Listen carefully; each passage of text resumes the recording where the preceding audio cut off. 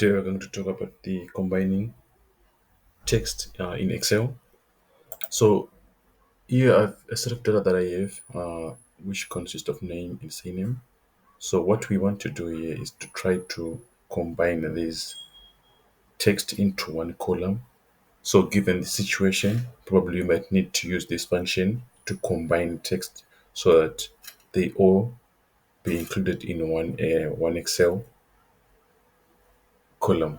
So in this case, we have a name and a surname. So we want to combine these two texts into one cell so that at the end of the day, we have a name and a surname in one text box. So to do this, we have a simple function that we can use to combine these texts, which is the concatenate formula that we use in order to combine these texts. So we're going to do example for this data set that we have so that we can show how we can go about it with this function. So what we need to do here, we put our formula here equals concatenate, then we put our formula here, and then we select our data. So it gives us an option to select text 1 and text 2. So we select text 1, which is the name, and put a comma, and then space, we select text 2, which is the surname, and we hit enter.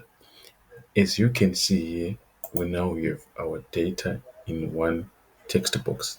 The reason why we put a space in our formula is so that our text have a space between them. But if we do not want that, we do not have to put the space in our formula. So after we've done this, we can drag down our formula. As you can see, it then populates all of the other items in our data set. So this is the simple way to combine text in Excel.